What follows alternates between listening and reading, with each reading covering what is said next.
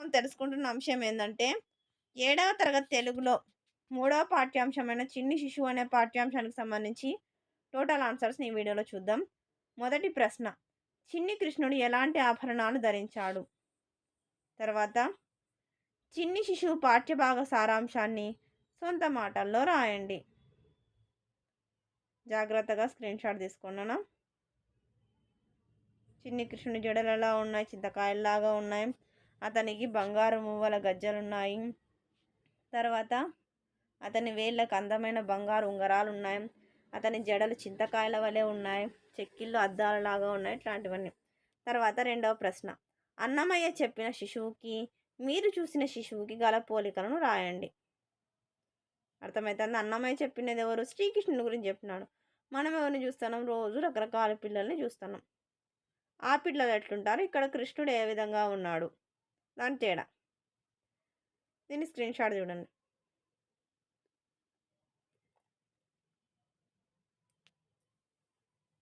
తర్వాత మూడవ ప్రశ్న: చిన్నపిల్లల చేష్టలను గురించి మీ సొంత మాటల్లో రాయండి.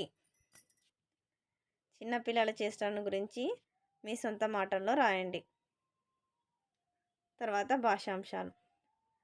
క్రింది వాక్యాలలో సమానార్థక పదాలు, పర్యాయ పదాలను గుర్తించి రాయండి. ఇక్కడ చూడండి, బంగారం అంటే ఏంది అర్థము? పుత్తడి, స్వర్ణం. ఇది. తర్వాత, అద్దం అంటే దర్పణం, ముకురం. తర్వాత, తండ్రి అంటే అయ్యా, నాన్న. తర్వాత, క్రింది వానిలో ప్రకృతి వికృతులను జతపరచండి. ఫలం అంటే చింతపండు, పయస్సు అంటే నీరు, బృంగారం అంటే బంగారం, కృష్ణుడు అంటే కన్నడు, చేష్ట అంటే చేత.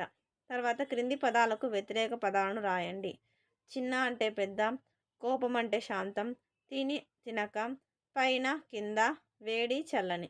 తర్వాత, క్రింది పదాలను విడదీసి రాయండి. ప్రకాశవంతుడు, ప్రకాశము ప్లస్ అతడు.